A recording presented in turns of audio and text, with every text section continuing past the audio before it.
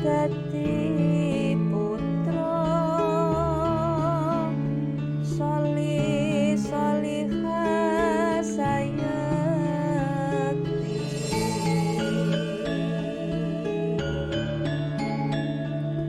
yen padha ngugemi iku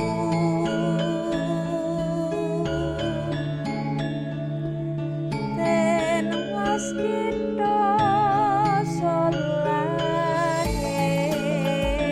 wong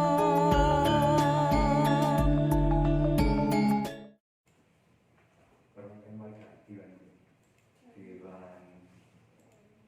wali murid kelas kawan dumugi kelas 6 ingkang kawula manjugi fasilitator daerah guru penggerak Kabupaten Magelang ingkang kawula manjugi narasumber sosialisasi budaya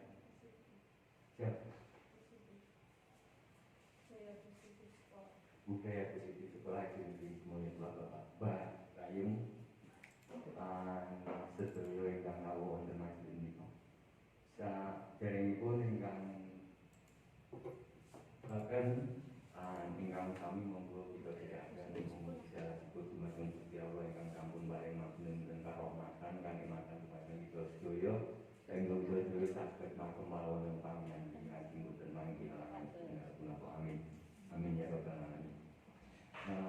Bapak Ibu ingkang kawula hormati, remen sanget wonten ingkang menika kita saged pepanggihan malih wonten salah satunggalipun program sekolah ingkang sakmenika badhe pun ayahi wonten SD Negeri Moyo Kalih inggih menika sosialisasi budaya positif di sekolah inggih menika penerapan budaya Jawa lan menika kaleres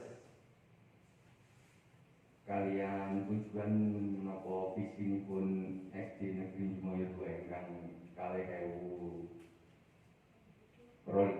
dumugi 2023 menika wonten perubahan sekedhik menawi rumiyin wonten jamanipun Bapak Suratman kaliyan Ibu Nurani menika pun tekanaken wonten kebudayaan prestasi kaliyan peduli lingkungan angin wonten sakmenika kula ingkang tinitados dados ingkang lajengaken pekerjaanipun menika wonten tambahan sekedhik inggih menika penerapan karbon siswa inggih menika berdibut kados menawi pun terapaken kaliyan menapa ingkang badhepun aturaken narasumber samangke menika salaras salujuk lan monggo Bapak Ibu kula menika wonten mriki Bapak Ibu pun aturi rawuh angin nyuwun pangapunten saderengipun boten saged sedanten amargi kawontenan samangke Bapak Ibu Dewan Wali Murid saged mensosialisasikan wonten grup bilih SD Negeri Jimoyo menika minipun kula wonten mriki menika wonten program enggal inggih menika babagan penerapan berbudi luhur berkarakter. Kados menapa ingkang dipun aturaken samangke monggo kita saling-saling mengikuti menerapkan lan saged mengambil hikmahipun menapa ingkang dipun aturaken narasumber. Kadosipun boten bisa amargi wonten dinten menika dinten Jumat menika dinten ingkang nyuwun pangapunten kagem sedherek muslim menika wonten wajiban sanes lan samangke wekdal saged kalberaken narasumber wekdal saksekapipun. Kados mekaten lan bijang menawi wonten kalodhangan ingkang sanes wekdal kita saged pepanggihan malih. Kata hormat atur kula nyuwun pangapunten. Kula akhiri wassalamualaikum warahmatullahi wabarakatuh. Wassalamualaikum warahmatullahi wabarakatuh. Monggo. Oke, ngaten nggih Bapak Ibu. Saderengipun assalamualaikum warahmatullahi wabarakatuh. Waalaikumsalam warahmatullahi wabarakatuh. Puji syukur pada senantiasa kita panjatkan kehadirat Allah Subhanahu wa taala yang telah melimpahkan rahmat dan berkah kepada kita semuanya, sehingga pada kesempatan hari ini Bapak Ibu guru dan juga perwakilan dari wali murid dapat berkumpul bersama dalam rangka mengikuti kegiatan sosialisasi budaya positif SD Negeri Jumaya 2. Saya memperkenalkan diri, nama saya Erna Rayungsari. Saya mengampu kelas 5B di SD Negeri Jumaya 2. Dan pada kesempatan ini saya kebetulan sebagai peserta pendidikan guru penggerak Kabupaten Magelang dan sebagai tugas, salah satu untuk memenuhi tugas yaitu untuk melaksanakan sosialisasi. Nah, di sini saya akan menyampaikan sosialisasi terkait dengan budaya positif. Selama mengikuti kegiatan pendidikan guru penggerak, banyak hal yang saya dapatkan di sini. Ternyata apa yang sudah saya laksanakan selama menjadi guru itu ada banyak hal yang sebetulnya sudah dilaksanakan, sudah dilakukan, namun saya tidak menyadari akan hal itu. Berawal dari filosofi Ki Hajar Dewantara, kemudian mendapatkan pengetahuan mengenai nilai dan peran guru penggerak. Di situ banyak hal yang saya dapatkan sehingga dapat menyampaikan atau memunculkan ide untuk membuat suatu visi. Kemarin saya membuat visi mewujudkan peserta didik yang kreatif dan berkarakter sesuai profil pelajar Pancasila. Dan dalam membentuk visi ini melalui inquiry apresiatif dan tahapan baca yang akhirnya saya dapat melanjutkan untuk istilahnya menciptakan budaya positif yang dapat diterapkan di sekolah. Berawal dari filosofi Ki Hajar Dewantara bahwa sebetulnya sekolah itu bukan hanya di pendidikan itu tidak hanya didapatkan di sekolah, akan tetapi pendidikan yang lebih utama, lebih awal itu sudah berawal dari keluarga. Dan hakikat dalam pendidikan seperti yang disampaikan oleh Ki Hajar Dewantara bahwa guru itu menuntut tumbuh kembang anak sesuai bakat dan minatnya. Jadi sebetulnya tidak ada anak yang bodoh nih Bapak Ibu. Semua anak itu mempunyai kesempatan, mempunyai hak yang sama. Hanya saja mungkin kesempatan dalam mengembangkan bakat dan minat anak itu berbeda porsinya. Sehingga di sini tugas guru di sekolah adalah menuntut anak untuk tumbuh kembang sesuai bakat dan minat yang diminati dan juga sesuai dengan kodratnya. Bahwa disampaikan oleh Ki Hajar Dewantara, belajar itu adalah suatu kegiatan yang memberikan kemerdekaan kepada anak. Nah, di sini dengan adanya Merdeka Belajar, disitulah akan tercipta pembelajaran yang menyenangkan dan berpihak pada anak. Seperti yang telah saya laksanakan pada aksi nyata yang pertama kemarin untuk menerapkan pembelajaran yang menyenangkan dan berpihak pada anak. Saya mengharapkan kegiatan pembelajaran yang dilaksanakan melalui game edukatif. Mungkin di sini ibunya Mbak Lala, kalau masih ada di sini, kemarin anak-anak saya berikan game edukatif. Itu anak-anak sebetulnya belajar namun tidak sadar karena dia belajar dengan cara game. Karena HP itu biasanya anak kalau sudah belajar malah lupa untuk belajarnya, tetapi dia akan nge-game. Dengan cara saya memberikan game edukatif, ternyata anak-anak bisa semangat dalam belajar. Selanjutnya tadi disampaikan adanya nilai dan peran guru penggerak. Nah, di sini guru penggerak itu mempunyai nilai-nilai, yaitu diantaranya nilai inovatif, kemudian berpihak pada murid, mandiri, kemudian reflektif dan kolaboratif. Dan di sini saya sudah berusaha untuk melaksanakan itu semua. Inovatif di sini salah satunya dengan memberikan tim edukatif, kemudian berpihak pada murid. Saya memberikan kebebasan kepada anak bahwa pada dasarnya anak itu kodratnya adalah bermain. Jadi di sini belajar sambil bermain. Kemudian mandiri. Di sini saya berusaha untuk bisa mandiri, tidak bergantung kepada orang lain. Akan tetapi dengan mandiri itu saya tetap mengedepankan adanya kolaboratif, karena apapun itu kita sebagai makhluk sosial tidak bisa hidup sendiri. Meskipun saya berusaha untuk mandiri, tapi tetap masih harus membutuhkan bantuan dari rekan-rekan guru dan juga orang tua maupun stakeholder yang ada di sini. Kemudian reflektif, apa yang sudah kami laksanakan itu senantiasa mengadakan refleksi dalam hal atau tujuannya untuk menjadikan lebih baik, untuk meningkatkan pendidikan.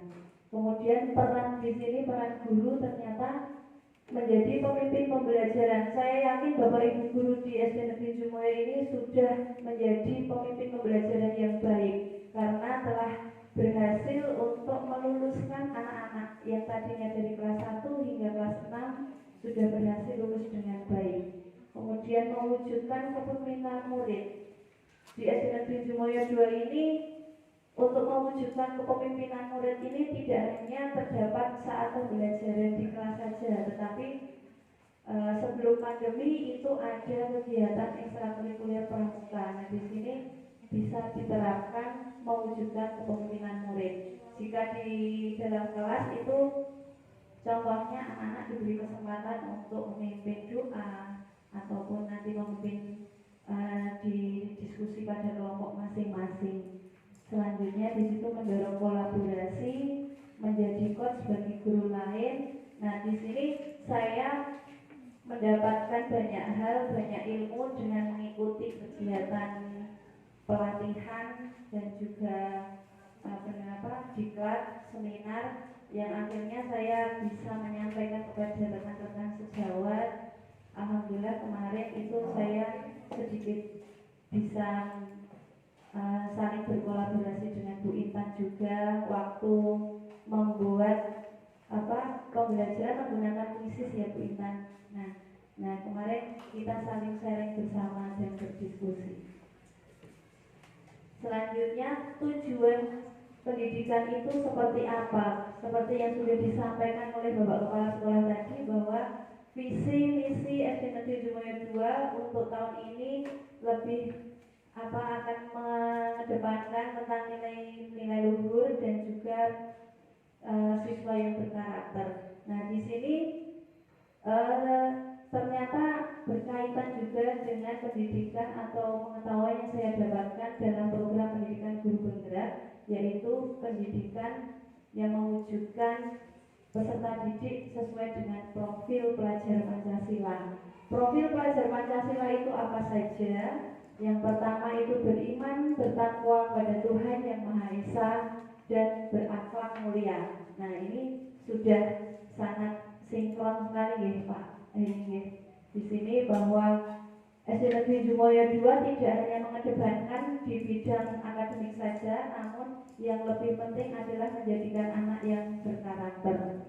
Kemudian berkepribadian global, bahwa kita tidak bisa memungkiri untuk kemajuan zaman ini. Sekarang HP saja sudah menjadi kebutuhan yang bukan lagi tersier atau primer, tapi tersier atau sekunder, tapi itu menjadi kebutuhan pokok nih Bapak Ibu. Karena adanya pandemi sehingga pembelajaran secara daring. Nah, di sini kita mau tidak mau harus menerima adanya kemajuan teknologi tersebut. Di sini tidak menutup kemungkinan guru-guru yang mungkin sudah sepuh. Nah, di sini di SD Negeri Jumoyo 2 saya dapat melihat sendiri bahwa semangat dari Bapak Ibu guru yang sudah sepuh, bahkan ada yang sudah mau purna, ini tetap semangat untuk menerima adanya kemajuan teknologi itu dan mau belajar. Contoh saja sekarang semuanya serba online, rapot saja menggunakan rapot online, segala sesuatu pelaporan juga menggunakan online. Nah, kemudian Profil pelajar Pancasila yaitu bergotong royong, kreatif, berkenalan, kritis, dan juga mandiri. Dan kesemuanya ini insya Allah di dalam pembelajaran Bapak Ibu guru kelas ini sebetulnya sudah memberikan itu semuanya, hanya mungkin kemarin belum menyadarinya. Nah, selanjutnya mengacu kepada nilai dan peran guru tadi, di sini dapat memunculkan visi untuk kemajuan sekolah. Namun dalam memunculkan visi ini saya mendapatkan pengetahuan baru, yaitu menggunakan paradigma inquiry apresiatif. Apa itu paradigma inquiry apresiatif? Yaitu sebuah pendekatan kolaboratif dalam melakukan perubahan dengan berbasis kekuatan. Jadi di sini untuk menjadikan sekolah maju itu dengan menciptakan visi misi, kita tidak melihat pada kelemahan-kelemahan, tapi kita menggali pada kekuatan-kekuatan yang ada. Di SD Negeri Jumoyo 2 ini banyak sekali kekuatan-kekuatan yang ada, di antaranya lokasi itu dekat dengan kantor pemerintahan desa, ada dekat dengan Koramil, dekat dengan KUA, dekat dengan Faskes juga. Selain itu adanya paguyuban wali murid, meskipun selama pandemi ini mungkin agak vakum gitu Bapak Ibu.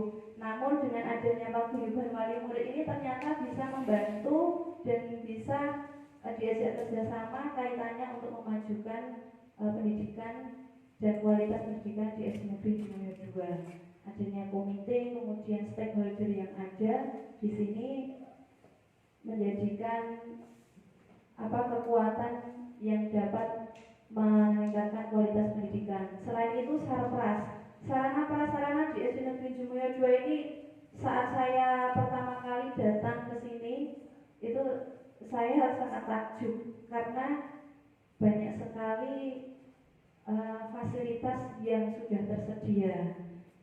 Nah, di sini tinggal sekolah itu bisa mengembangkan, bisa memanfaatkan fasilitas-fasilitas yang ada sehingga dapat dijadikan sebagai sarana pembelajaran yang memadai dan juga dapat menunjang dalam menumbuh kembangkan minat dan bakat anak. Adanya alat-alat musik, kemudian ada gamelan. Nah, di sini gamelan ini juga berkaitan dengan mewujudkan karakter anak. Jadi gamelan yang selama ini mungkin anak zaman sekarang itu sudah nggak kenal gamelan ya, karena katanya itu budaya yang kuno. Namun ternyata di balik itu semua ada filosofi yang sangat tinggi maknanya. Nah, melalui paradigma inquiry apresiatif ini dalam menciptakan visi misi dan mewujudkannya ini juga melalui tahapan bagja. Tahapan bagja itu apa? Itu diawali dari B, itu membuat pertanyaan, kemudian mengambil pelajaran, kemudian gali informasi, gali impian, jabarkan rencana dan juga atur eksekusinya. Nah, ini salah satu strategi perubahan yang bisa dilaksanakan di sini dengan mengelola diri dan berupaya menggerakkan orang lain. Di sini wujud dari kolaboratif, kemudian menggambarkan impian yang akan dijadikan visi, selanjutnya memetakan komponen kekuatan yang terlibat di sekolah dan sekitarnya, kemudian mengelola perubahan positif sesuai visi yang diimpikan melalui tahapan tadi. Nah, yang selanjutnya ini inti dari kegiatan ini adalah budaya positif, bahwa budaya positif ini segala sesuatu yang harus diwujudkan di sekolah, karena dengan adanya budaya positif maka secara tidak langsung sekolah itu akan dapat meningkat dan juga membawa perubahan ke arah yang lebih baik. Budaya positif itu diawali melalui keyakinan kelas. Mungkin kalau yang kita kenal sebelumnya itu adanya peraturan kelas gitu nih. Nah, ternyata di sini ada perbedaan. Mengapa kok tidak dinyatakan dengan peraturan kelas, namun suatu keyakinan kelas? Peraturan itu identik dengan nantinya ada hukuman. Gitu, Bapak Ibu. Kalau peraturan itu berarti biasanya hanya satu pihak yang menentukan. Namun, ketika di sini dibentuk suatu keyakinan kelas, maka seseorang itu akan tergerak dan bersemangat untuk menjalankan keyakinannya daripada hanya mengikuti serangkaian peraturan. Contoh di kelas, misalnya seorang guru itu memberikan peraturan, kamu tidak boleh makan di sini. Nah, itu yang menyampaikan guru. Ketika pelajaran kamu tidak boleh makan. Akan tetapi beda dengan keyakinan kelas. Keyakinan kelas ini ditetapkan berdasarkan dari kesepakatan yang melibatkan siswa secara langsung. Nah, ini contoh adanya kesepakatan kelas 5B yang kami buat bersama anak-anak. Ini berdasarkan anak-anak yang mengusulkan. Kesepakatan kelas minta izin jika keluar kelas. Kemudian tunjuk jari jika ada yang akan bertanya. Selanjutnya bekerja sama dan tolong menolong. Kalau berbicara harus bergantian. Kemudian saling menghargai dan menyayangi, saling peduli dan empati, dan menjaga kebersihan kelas. Nah, di sini ketika sudah menjadi kesepakatan kelas, nantinya jika ada yang melanggar, itu anak-anak akan dengan sendirinya menyadari dan segera dia itu akan memperbaikinya. Dan di sini akan membawa anak kembali ke kelompoknya lagi, maksudnya ke dalam dunianya lagi. Jadi tidak hanya sebatas oh saya itu tidak melakukan peraturan yang sudah dibuat itu berarti nanti saya akan mendapat sanksi. Biasanya sanksi itu akan membuat anak bukan malah menjadi lebih baik, kadang malah semakin meremehkan. Biasanya seperti itu. Nah, di sini dengan adanya kesepakatan kelas ini, jadi semua anak itu terlibat. Guru di sini hanya sebagai fasilitator saja. Dan ketika anak nanti melanggar apa yang menjadi kesepakatan kelas, itu guru tidak langsung memberikan hukuman. Akan tetapi di sini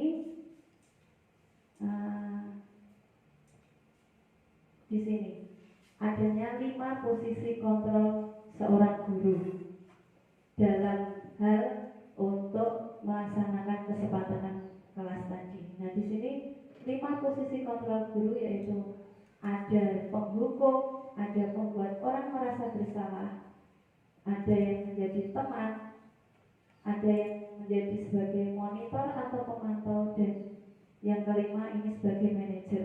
Mungkin kalau dilihat dari kelima posisi ini, yang paling baik, paling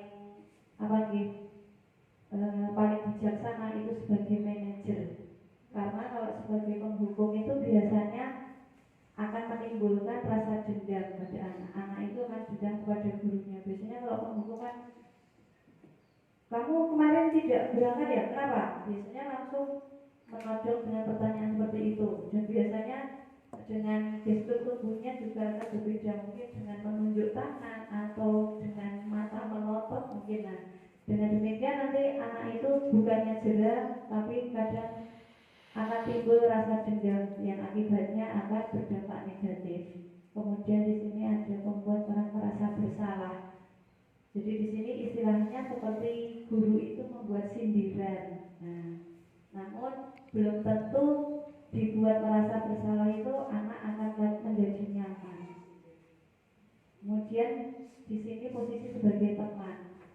Sebagai teman di sini biasanya guru itu akan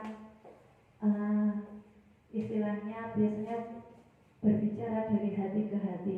Ketika siswanya itu mempunyai permasalahan atau mempunyai telah melanggar sesuatu aturan, nah di sini guru tidak langsung menyatakan kamu salah, tetapi guru di sini sebagai teman berbicara dari hati ke hati,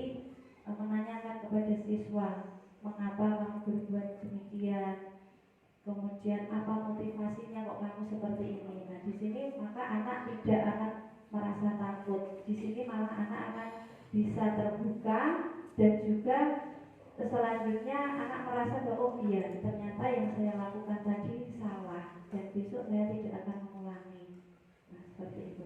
Kemudian sebagai monitor atau pemantau, dan sebagai manajer, sebagai manajer ini lebih tinggi daripada sebagai teman. Di situ guru memberikan pertanyaan-pertanyaan, kemudian akan menanyakan langkah selanjutnya apa yang akan kamu lakukan ketika sudah melakukan kesalahan, lalu usahanya itu apa untuk memperbaiki. Kembali di sini ada disiplin positif. Disiplin positif ini tentu saja juga membutuhkan kerjasama antara orang tua dan sekolah, karena pembentukan disiplin yang positif itu memang berawal dari keluarga. Ketika di keluarga sudah dibiasakan disiplin positif, maka nanti di sekolah akan bisa diterapkan dan bisa berdampak yang lebih baik. Kemudian peran dan tanggung jawab struktur sekolah, mulai dari kepala sekolah hingga ke staf dan karyawan di sekolah. Selanjutnya diperlukan contoh atau teladan dari guru, karena guru itu seperti pepatah Jawa itu mengatakan guru itu digugu dan ditiru. Namun sekarang ini tidak banyak juga guru itu malah wagu terus haru gitu. Namun mudah-mudahan dengan kita menerapkan budaya positif nanti kita sudah bisa kembali lagi tetap menerapkan bahwa guru itu sebagai teladan bagi anak-anaknya. Nah di sini budaya positif dapat sebagai sarana untuk menciptakan visi bersama, menciptakan lingkungan belajar yang aman dan nyaman bagi siswa, dan di sini guru sebagai penuntut pembelajaran. Nah, dari budaya positif tadi, kadangkala kita itu dalam mengelola kelas sebagai guru maupun sebagai orang tua juga belum seutuhnya mengenali kebutuhan dasar anak. Nah, ternyata anak itu mempunyai kebutuhan dasar. Yang pertama itu belonging atau cinta dan kasih sayang. Maksudnya bagaimana? Bahwa anak itu mempunyai kebutuhan dasar untuk senantiasa dapat diterima di lingkungannya. Yang selanjutnya yaitu power atau kekuatan. Nah di sini kebutuhan anak dalam hal penguasaan, bahwa dia itu mempunyai kebutuhan untuk dapat diakui, dia butuh suatu pengakuan dan juga kemampuan. Selanjutnya di sini ada freedom. Freedom itu adalah kebebasan. Sebetulnya anak itu mempunyai kebutuhan untuk bisa bebas. Namun di sini peran orang tua memberikan kebebasan itu tidak terus lost itu gitu. Jadi kadang-kala diuruk ditarik, diulur ditarik, jadi seperti layangan.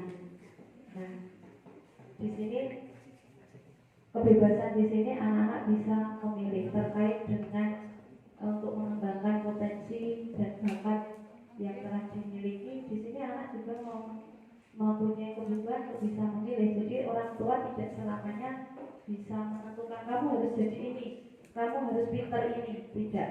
Jadi keberhasilan dalam pembelajaran atau pendidikan itu tidak selamanya hanya pada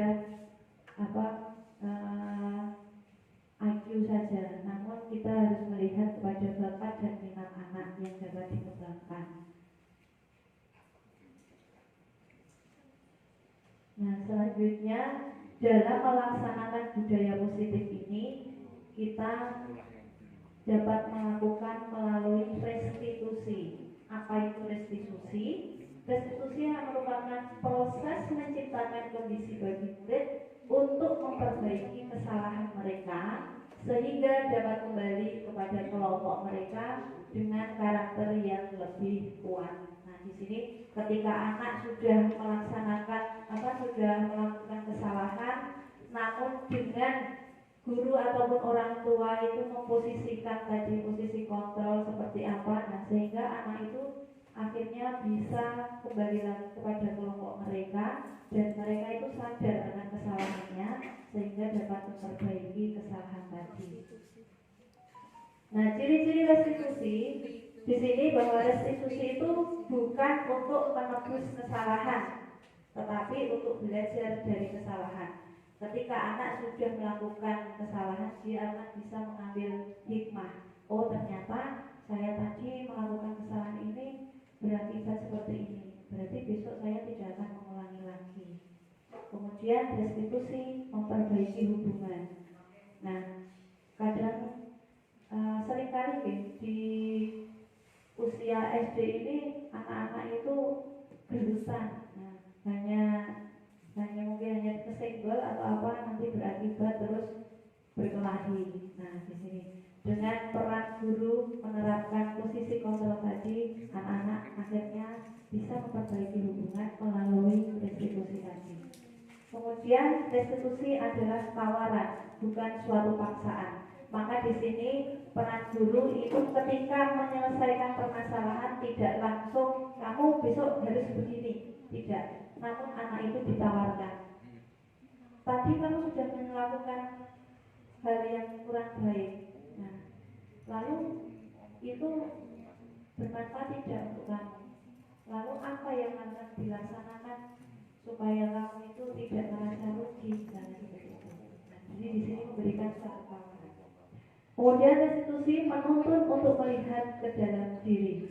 Restitusi mencari kebutuhan dasar yang mendasari tindakan. Jadi di sini dengan restitusi kita akan lebih tahu, lebih memahami kebutuhan dasar anak tadi seperti apa. Nah, di sini ada segitiga restitusi yang dapat dilaksanakan. Di sini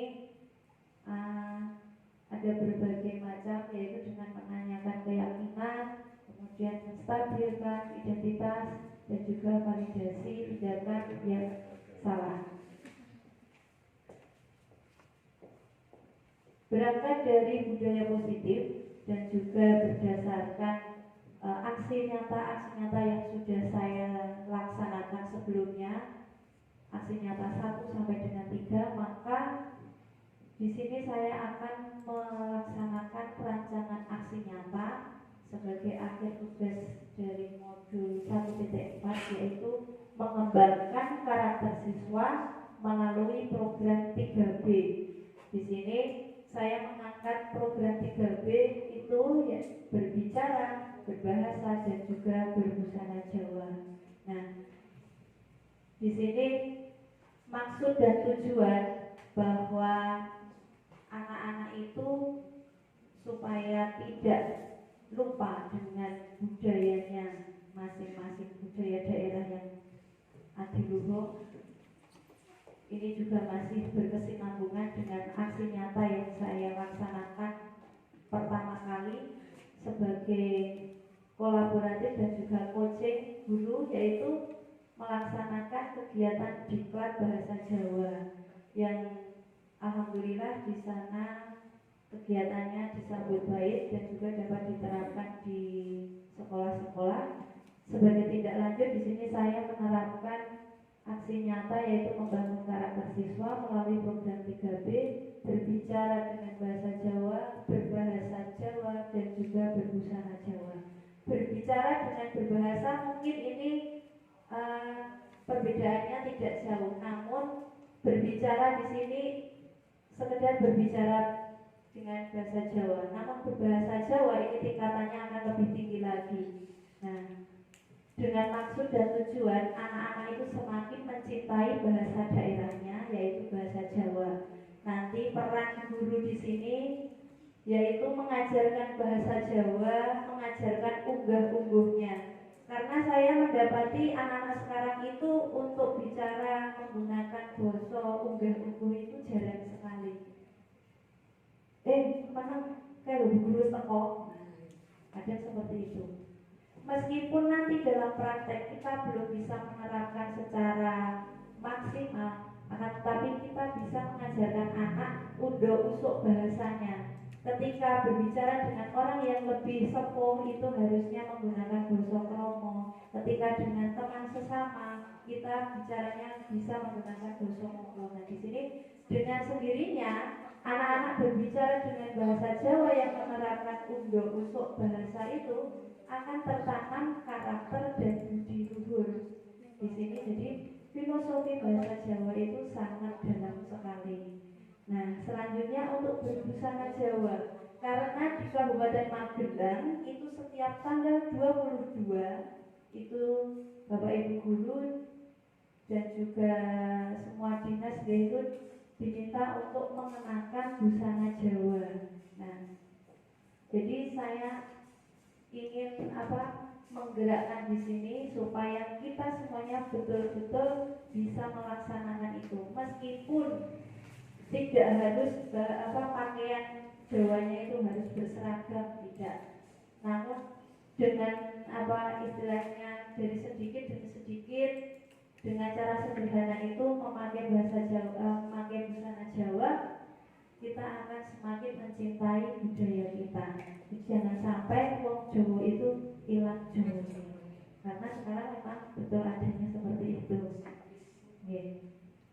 Mungkin di lingkungan keluarga itu anak-anak sudah dibiasakan dengan bahasa Indonesia. Padahal kalau bahasa Indonesia itu sebetulnya di sekolah itu awal mengikuti pembelajaran di sekolah menggunakan bahasa Indonesia, anak-anak pasti sudah langsung bisa mengikuti. Namun untuk bahasa Jawa itu belum tentu langsung nyantel. Ini bisa dikatakan ironis deh, namun saya juga tidak bisa memungkiri karena memang kenyataannya memang seperti itu. Nah, akan tetapi mari kita bersama-sama, saya mengharapkan kerjasama yang baik antara wali murid dan juga guru-guru semuanya. Mari kita berawal dari sini, semakin mencintai bahasa kita, bahasa daerah, bahasa Jawa, dengan tujuan untuk membentuk karakter anak dan juga membentuk anak yang berbudi pekerti luhur. Nah, kemarin rancangan saya untuk Bapak Ibu guru itu karena tanggal 22 itu memakai busana Jawa. Kalau anak-anak tidak, mungkin nanti anak-anak bisa mengenakan baju batik karena batik itu juga sebagai identitas Nusantara. Batik itu juga merupakan salah satu kebudayaan. Jadi harus batik itu batik yang seragam. Jadi nanti anak-anak bebas mengenakan batik, bawahnya nanti entah itu hitam atau coklat, menyesuaikan saja. Nanti pelan-pelan kita bisa menerapkan bersama-sama. Dengan demikian nanti Jimoyo 2 itu mempunyai identitas tersendiri seperti itu. Karena saya menghendaki dengan adanya kerjasama yang baik itu kita bersama-sama menjadikan SD Negeri Jimoyo 2 lebih baik dari sebelumnya, kualitas pendidikan juga akan lebih baik dan juga karakter anak-anak di SD Negeri Jimoyo 2 juga akan menjadi lebih baik.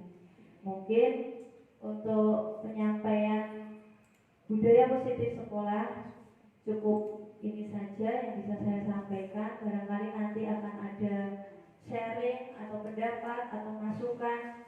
Saya membuka waktu kepada Bapak Ibu guru. Mungkin di sini nanti bisa sama-sama sebagai bahan istilahnya untuk bersama-sama mewujudkan visi-misi yang akan dilaksanakan. Bisa nanti pertanyaan, bisa juga masukan ataupun sharing pengalaman. Dari saya mungkin cukup di sini. Bila taufik wal hidayah. Wassalamualaikum warahmatullahi wabarakatuh. Saya persilahkan barangkali dari wali murid atau dari Bapak Ibu guru. Apa disampaikan Mbak Rai di depan tadi bahwa kita akan menciptakan budaya positif di sekolah seperti yang tertera dalam materi. Mungkin ada beberapa hal yang sudah diterapkan di SD Negeri Jimoyo ini, bahwa budaya positif itu sudah tercipta. Walaupun mungkin seperti yang dikatakan Mbak Rayong tadi, untuk guru itu mungkin tidak secara teoritis terdisplay dalam program pengajaran mereka, tapi secara tidak langsung mereka sudah menyampaikan. Ada beberapa hal secara praktik yang kemarin sudah saya dengar, walaupun tidak sepenuhnya, bahwa guru di SD Negeri Jimoyo itu ketika memberikan sebuah pembelajaran di kelas itu sudah menyampaikan bahwa budaya karakter berbudi luhur itu sudah disampaikan kepada mereka, cuma mereka tidak terpowerpoint seperti Mbak Rayu.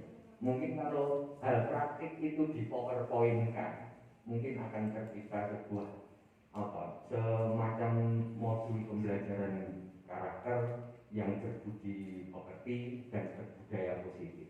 Itu satu. Terus yang kedua, kami juga bekerja sama kepada Bapak Ibu Paguyuban Wali untuk mensosialisasikan kepada rekan-rekan wali siswa di SD Negeri Jimoyo bahwa untuk saya ingin menyoroti untuk budaya yang positif, untuk yang berkarakter Jawa. Saya kira kita orang Jawa jangan sampai kehilangan Jawanya. Kalau umpamanya secara material kita berbudaya batik, ini mungkin agak menarik. Bagaimana kalau nanti budaya di SD Negeri Jimoyo itu kita terapkan betul-betul, tapi saya mempunyai rancangan walaupun belum tersampaikan ke seluruh wali, saya ingin membuat bahwa Jimoyo 2 itu untuk karakter Jawanya berbusana batik itu nanti bisa diwujudkan antara guru dan siswa. Salah satu yang bisa diterapkan nanti berbatik tutpuri sepertinya. Kalau umpamanya nanti Jimoyo 2 kok punya kas, maaf Bapak Ibu, kita juga punya batik yang teksturnya ini juga produk batik asli Jimoyo 2. Iya, kemarin mau diunggah untuk menjadi seragam Bapak Ibu guru, tapi Bapak Ibu belum fit seperti itu, belum menyetujui. Nah mungkin kalau mau yang tahun depan, semester depan umpamanya seperti itu, nanti Bapak Ibu guru bisa memberikan sebuah master contoh. Bapak Ibu guru nanti budaya Jawanya yang kental, ini batik, nanti kita berseragam batik sama-sama seperti itu. Dan saya berharap juga untuk Bapak Ibu guru SD Negeri Jimoyo untuk setiap hari untuk membiasakan berkarakter berbudi luhur. Dan itu sudah saya tekankan ketika saya masuk pertama kali di sini. Dan ini digas lagi oleh Mbak Raya, dan semoga Mbak Raya bisa mengaplikasikan ini tidak hanya di kelas 5 tapi di SD Negeri Jimoyo. Saya kira bukan sebuah pertanyaan tapi sebuah masukan dan permintaan. Terima kasih.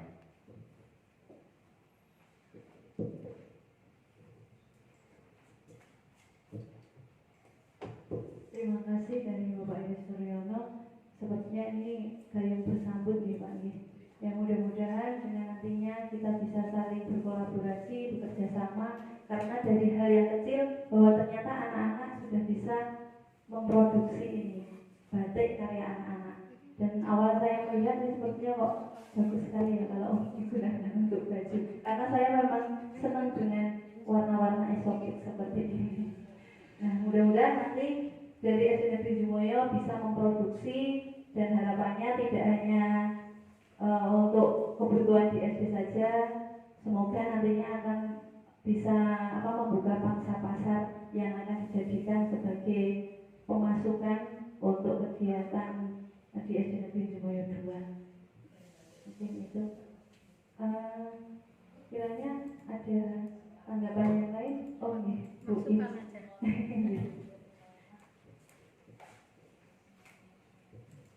Assalamualaikum warahmatullahi wabarakatuh. Waalaikumsalam warahmatullahi wabarakatuh. Saya hanya memberi masukan sedikit apabila disetujui. Bagaimana kalau SD kita ini dibudayakan untuk anak-anak itu kalau salin pada bu guru itu harus berhenti dulu, baru salin, dan tangannya itu yang bukan tangannya gurunya yang diangkat, tapi muridnya itu yang menundukkan kepala dan salin itu kalau dilaksanakan mungkin bisa menambah budaya kita ya. Terus kalau mau ke belakang biasanya sambil berlari ya, bu guru mau ke belakang, bu guru mau pipis. Kalau saya bagus, dengan bahasa yang bagus. Upami Bu Guru dalam badhe dateng WC. Itu kalau semua membiasakan mungkin bisa menambah itu. Cukup sekian. Wassalamualaikum warahmatullahi wabarakatuh. Ya, terima kasih Bu In atas masukannya, dan ini masukan yang sangat bermanfaat ya. Berawal dari hal yang kecil saja, namun kita mengingat mungkin karena masa pandemi mungkin ya, tapi saya yakin sebelumnya itu ketika tidak ada larangan untuk bersentuhan secara langsung, namun insya Allah pandemi akan segera berlalu.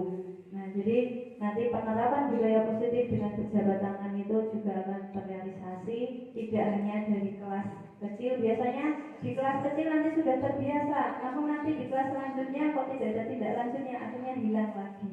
Nah, mudah-mudahan ini besok semua kelas bisa menerapkan, dan itu juga merupakan salah satu budaya positif yang bisa mengacu kepada pendidikan karakter dan berakhlak mulia serta berbudi pekerti yang luhur. Ada lagi? Monggo. Assalamualaikum warahmatullahi wabarakatuh. Waalaikumsalam warahmatullahi wabarakatuh. Saya mewakili dari yang guru yang muda-muda nggih, saya Mas Ari dan Mbak Intan juga. Saya sebagai guru yang muda yang tentunya masih banyak idealisnya nggih. Kemudian ini tidak hanya terjadi, mungkin saya sharing gitu nggih, tidak hanya terjadi di satu SD ataupun khususnya itu di SD Jumoyo 2, karena di sini Bapak Ibu selaku saya guru yang di saya itu mengampu 2 SD nggih, mungkin Bapak Ibu perwakilan wali dereng pirsa nggih, saya di tugasnya ganda antara Gulon 4 dan Jumoyo 2. Alhamdulillah bertemu dengan guru-guru yang hebat di sini. Namun dari 2 SD yang berbeda ini mungkin secara besarnya juga masih ada satu titik yang permasalahannya sama. Di antaranya tadi temanya berkarakter apa Bu? Membangun pendidikan yang berkarakter bagi siswa gitu ya. Oke, jadi pada dasarnya pendidikan di sekolah itu tidak hanya untuk berprestasi ya, tidak hanya prestasi, karena prestasi siswa itu sesuai yang dialami siswa, baik yang saya alami dari saya sekolah sendiri, prestasi dari SD itu tidak menjamin untuk menjadi prestasi ketika kita besar atau untuk mencari sebuah pekerjaan atau dalam karir kita. Contohnya anak yang ranking 1 terus dari SD belum tentu besok gedenya itu akan menjadi siswa yang sukses. Nyon sewu ya itu ya. Dan belum tentu anak yang tidak mendapat ranking di SD itu besoknya akan tidak memperoleh apa-apa, karena sebaliknya itu akan kembali lagi ke cara orang tua mendidik anak. Pendidikan yang berhasil itu adalah pendidikan yang berkolaboratif, tidak hanya di sekolah tapi berlanjut di rumah, karena pendidikan utama itu adalah keluarga. Sekarang misalnya contohnya di sekolah anak dilatih berbahasa Jawa yang baik, boso kali gurune, kali temannya juga sama temannya itu juga berhubungan yang baik. Kemudian pulang lagi ke saya kalau di rumahnya itu tidak dibiasakan dengan bahasa yang kromo. Contohnya saja, contoh nyata saya ini karena tidak jauh-jauh. Di sekolah saya diajarkan bahasa krama. Kemudian yang terjadi di rumah karena sebuah hubungan yang erat sekali, jadi tidak ada boso kromo. Kalau di tempat saya yang ngapunten itu dari bapak itu dari saya kecil tidak diberlakukan boso kromo. Jadi Pak, aku arep lungo. Nah, itu contoh yang salah sekali. Ternyata ketika saya beranjak dewasa saya langsung paham, ternyata kalau kita menggembleng siswa di sekolah dengan tahapan yang hanya guru ke siswa itu tidak akan berhasil. Karena apa? Kemudian kita lebih banyak, anak itu akan setelah sekolah akan kembali lagi ke rumah. Aplikasinya tidak ke guru atau ke teman, tapi ke lingkungan tempat tinggal. Kita mengajari siswa untuk berkarakter yang baik itu kan nantinya akan diterapkan di lingkungan, bukan di sekolah kan aslinya. Kemudian apabila sebuah pendidikan tidak ada hubungan dengan orang tua, tidak ada sosialisasi kepada orang tua. Contohnya saja saya mengambil contoh bulan 4 nggih, hubungan sekolah dengan komite itu udah putus. Itu bagaimana kita akan menciptakan pendidikan yang berkarakter, yang berhasil, karena perlu kita tahu sosialisasi karakter ini tidak hanya untuk siswa tapi kepada orang tua. Bagaimana cara melanjutkan karakter yang sudah terbentuk di sekolah itu kemudian dilanjutkan di rumah seperti itu. Berpengaruh karena lingkungan tempat tinggal itu mempengaruhi. Saya kalau Jumaya 2 itu karena berhasil nggih. Saya melihatnya kalau SD Jumaya 2 itu berhasil karena lingkungan sekitar itu orangnya sudah berpikiran maju, Bu. Nggih, saya berpikiran maju, ada yang pendidikannya udah mungkin menengah ke atas.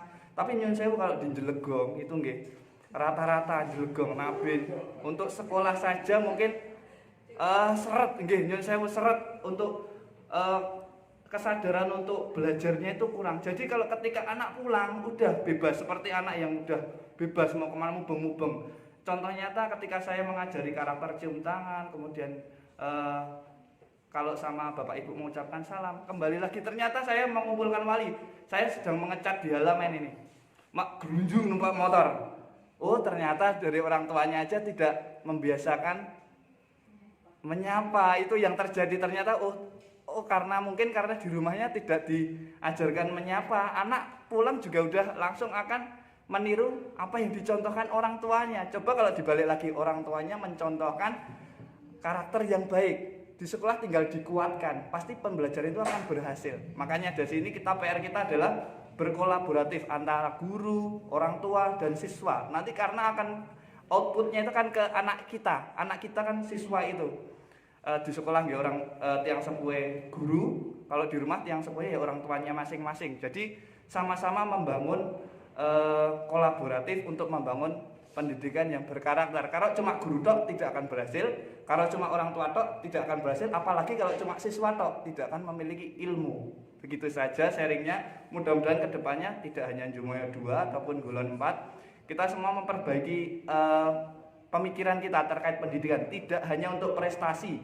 Percuma kalau dari kelas 1 sampai kelas 6 ranking 1 terus, akhirnya karakternya tidak kuat. Karena apa? Yang menjadi penghargaan sebagai anak besok kelak akan menjadi orang yang berhasil itu adalah karakter. Orang yang jujur akan selalu dicari oleh pekerjaan. Tapi orang yang pintar dengan cara yang tidak jujur akan dijauhi dari pekerjaan. Itu harga mati. Nggih, setuju mboten Bapak Ibu? Nggih, dimanapun mau jadi polisi yang pintar tapi kalau tidak jujur tidak akan dipakai. Tapi kalau orang biasa jujur akan dihargai orang, minimal di kampungnya. Itu saja dari saya. Bila taufik wa hidayah. Wassalamualaikum warahmatullahi wabarakatuh. Waalaikumsalam warahmatullahi wabarakatuh. Luar biasa, aplaus untuk Pak Baby dan semuanya. Terima kasih. Ini sudah jam 11:30 ya. Mungkin untuk presentasi sudah cukup. Ada tambahan lagi dari Ibu Tia?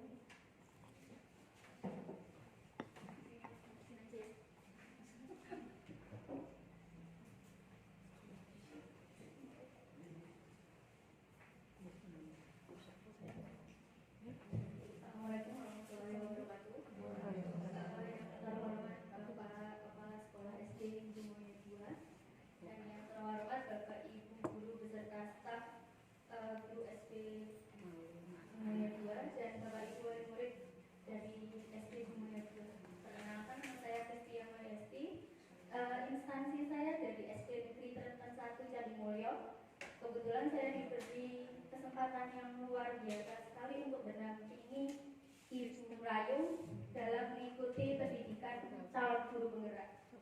Menarik sekali sebenarnya yang disampaikan dan sharing-sharingnya, terutama dari Masnya itu yang terakhir.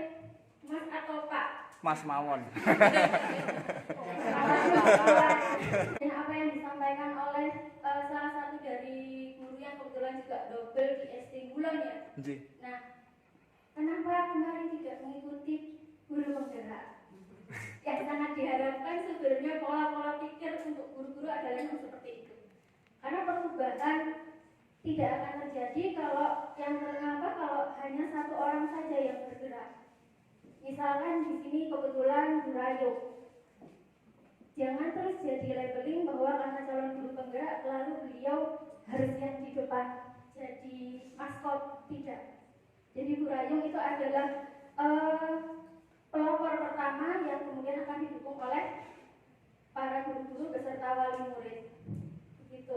Nah, contoh saya ambil contoh adalah kita Indonesia itu terlalu berkaca pada pendidikan di luar negeri, terutama Finlandia. Finlandia itu bisa melakukan perubahan itu selama 20 tahun.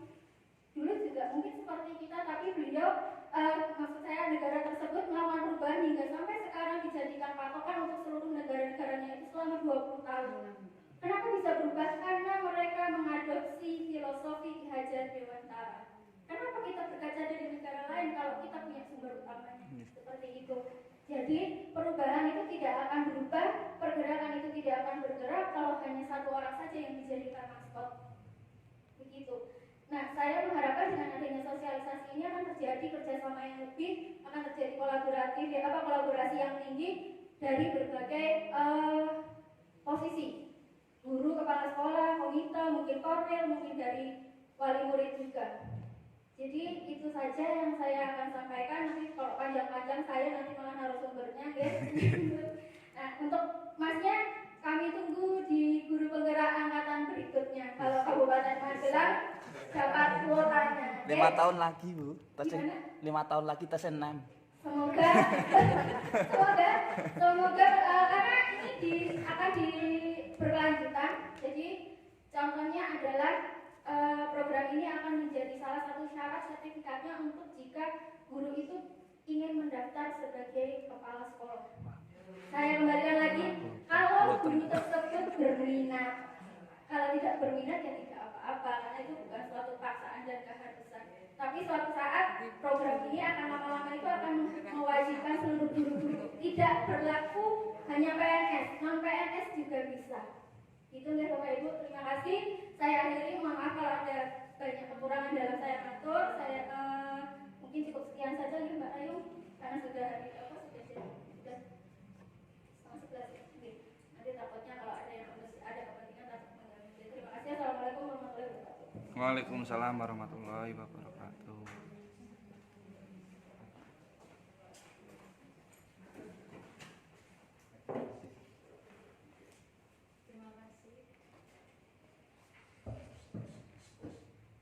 Terima kasih kepada Ibu Tia selaku pengajar praktik saya yang senantiasa dengan sabar dan telatennya selalu mengingat waktu yang sudah mendekati pukul 11. Untuk itu sekiranya sudah tidak ada tanggapan maupun pertanyaan, saya rasa kegiatan sosialisasi cukup sampai di sini.